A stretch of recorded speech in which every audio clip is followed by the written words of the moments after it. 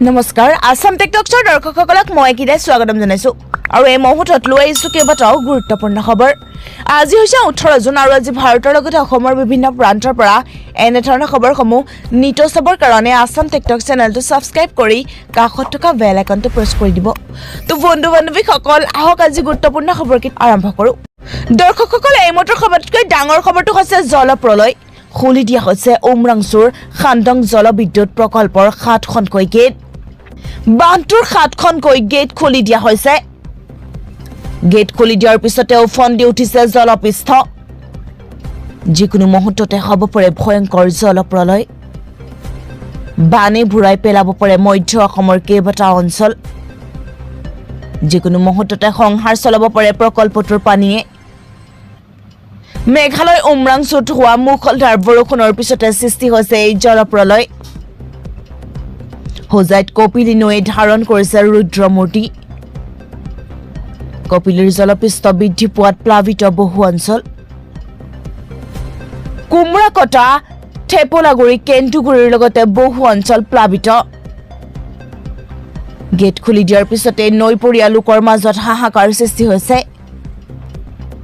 প্ৰশাসনৰ তৰফৰ পৰা সকলোকে সতৰ্ক হৈ থকাৰ আহ্বান জনাইছে পৰৱৰ্তী বিগ পলিটিকেল নিউজটো হৈছে লোকসভাৰ অধ্যক্ষৰ আসনক লৈ বুজাবুজি নকৰে বিজেপিয়ে NDAৰ সহযোগিতাৰে লাভ কৰিব পাৰে উপাধ্যক্ষৰ আসন আনহাতে চন্দ্ৰবাবু নাইডুৱেও বিচাৰিছে অধ্যক্ষৰ আসন লোকসভা অধ্যক্ষৰ আসনক লৈ বুজাবুজি নকৰিবাৰ বিজেপিয়ে বিচাৰা মতে লাভ নকৰিলে উপাধ্যক্ষৰ পদতে সন্তুষ্ট হ'ব নেকি টিডিপি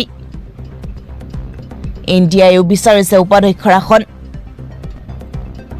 উপাধ্যক্ষৰ আসন নাপালে চন্দ্ৰবাবুক সমৰ্থন জনাব NDA আৰু এটা গুৰুত্বপূৰ্ণ খবৰ হৈছে নিৰ্বাচন আয়োগক পুনৰ জবাবদিহি ৰাহুল গান্ধী আৰু গৌৰৱ গগৈ EVM মেচিনক লৈ ৰাহুল গৌৰৱৰ পুনৰ প্ৰতিক্ৰিয়া এক্সত ৰাহুল গান্ধীয়ে EVM মেচিন তুলনা কৰিলে ব্লেক বক্সৰ সৈতে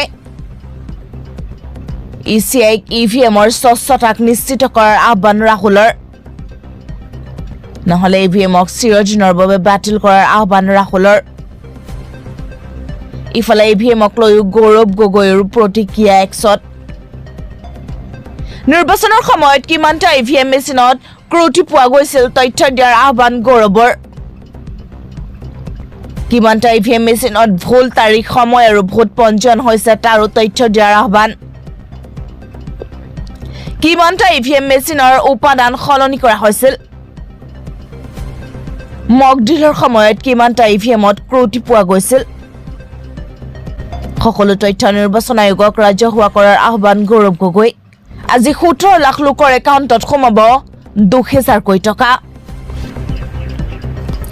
PM কিষাণৰ লাখ লাখ হিতাধিকাৰীৰ বাবে এটা ডাঙৰ খবৰ আজি একাউণ্টত লাভ কৰিব 2000 কোটি টকা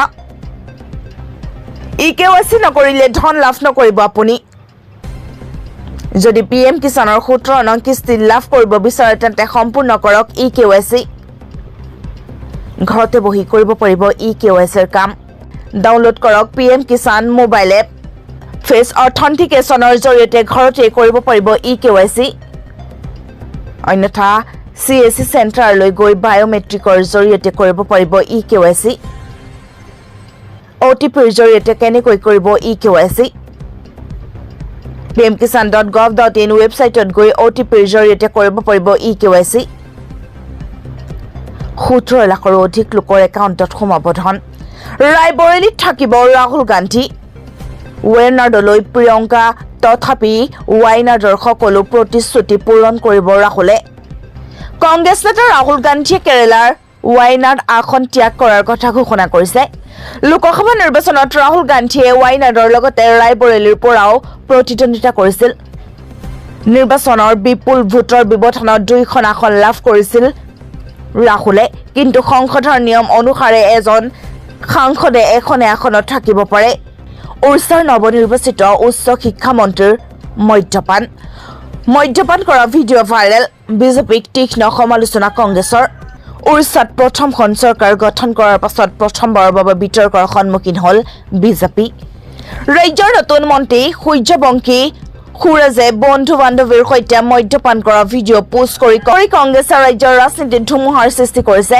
মন কৰিবলগীয়া যে ৰাজ্যৰ প্ৰথম বিজেপি মুখ্যমন্ত্ৰী মোহন চৰণ সিঙে দেওবাৰে সূৰ্যবংশীক উচ্চ শিক্ষা ক্ৰীড়া আৰু যুৱ কল্যাণৰ উপৰিও উৰিষ্যা ভাষা সাহিত্য আৰু সাংস্কৃতিক মন্ত্ৰী হিচাপে নিযুক্তি দিয়ে। কংগ্ৰেছৰ এই আক্ৰমণৰ প্ৰতি সঁহাৰি জনাই বিজেপিয়েও প্ৰত্যাক্ৰমণ আৰম্ভ কৰিছে। দাইলত উৰাল সাপ। চৰকাৰী মহাবিদ্যালয়ৰ কেণ্টিনৰ খাদ্য খাই চিকিৎসাধীন 15 গৰাকী শিক্ষাৰ্থী। দিনটোৰ শ্ৰেণীসমূহ শেষ কৰি মহাবিদ্যালয়ৰ কেণ্টিনলৈ খাবলৈ আহিছিল এজন ছাত্ৰজনে দাইলত কিবা এটা উপঙি থকা দেখিলে আৰু কেইছেকেণ্ডমানৰ ভিতৰতে তেওঁ হাত ভৰি ঠাণ্ডা হৈ পৰিল।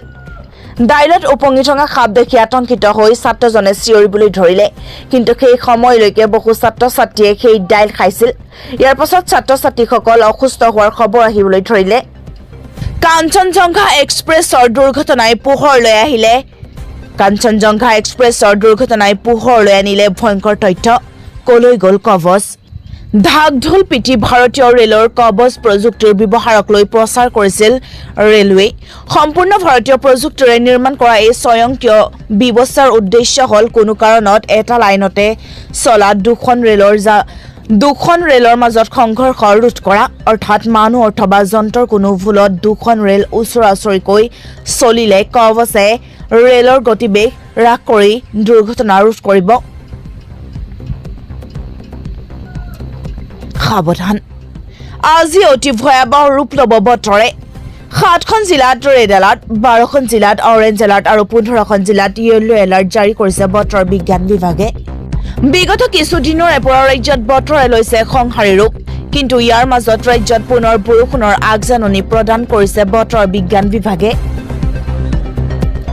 ৰাজ্যৰ 8খন জিলাত ৰেড এলাৰ্ট, 12খন জিলাত অৰেঞ্জ এলাৰ্ট আৰু 15খন জিলাত য়েল্লো এলাৰ্ট জাৰি কৰিছে বতৰ বিজ্ঞান বিভাগে।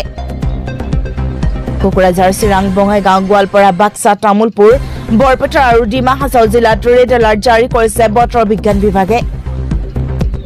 ধুবুৰী, বজালী, দৰং, নলবাৰী, ওদালগুৰি, মৰিগাঁও, নগাঁও, পশ্চিম কাৰ্বি আলং, গোলাঘাট, কাছাৰ আৰু কৰিমগঞ্জ জিলাত অৰেঞ্জ এলাৰ্ট জাৰি কৰিছে বতৰ বিজ্ঞান বিভাগে। অসমত কেতিয়া হ'ব উপ নিৰ্বাচন, ক'লে মুখ্যমন্ত্ৰীয়ে। ৰাজ্যত অনুষ্ঠিত হ'বলগীয়া উপ নিৰ্বাচন সন্দৰ্ভত বিশেষ উৎসাহিত নহয় মুখ্যমন্ত্ৰী হিমন্ত বিশ্ব শৰ্মা। গুৱাহাটীত সোমবাৰে সাংবাদিকসকলৰ লগত হোৱা কথা বতৰাত ইয়াৰে এক ইংগিত দিয়ে মুখ্যমন্ত্ৰীয়ে। কি কাৰণে ৰাজ্যত উপ নিৰ্বাচন অনুষ্ঠিত কৰাক লৈ উৎসাহিত নহয় মুখ্যমন্ত্ৰী, সেয়াও ৰহস্যৰ আৱৰ্তত আছে। সাংবাদিকে অসমত উপ নিৰ্বাচন অনুষ্ঠিত কৰা সন্দৰ্ভত সোধা প্ৰশ্নৰ উত্তৰত মুখ্যমন্ত্ৰীয়ে কয়, এইকেইদিন মোক অলপ ৰাজনীতিৰ পৰা দূৰত থাকিব দিয়ক, অলপ উন্নয়নৰ কামৰ বুজ লওঁ। তেওঁ লগতে কয়, উপ নিৰ্বাচন নহ'বও পাৰে। ৰাজ্যত উপ নিৰ্বাচন অনুষ্ঠিত কৰাত নিৰ্বাচন আয়োগৰ ওপৰত সকলো নিৰ্ভৰ কৰিব, কাৰণ সমষ্টি পুনৰ নিৰ্ধাৰণৰ পিছত সমষ্টিবোৰৰ ভৌগোলিক এলেকা আৰু ভোটৰ পাৰ্থক্য হৈছে। গতিকে নিৰ্বাচন আয়োগৰ পুৰণি সমষ্টিৰ ভিত্তিত নিৰ্বাচন পাতিব নোৱাৰিবও পাৰে। গতিকে ৰাজ্যত উপ নিৰ্বাচন অনুষ্ঠিত কৰাক লৈ ইমান বেছি জল্পনা কল্পনা কৰা উচিত নহয়।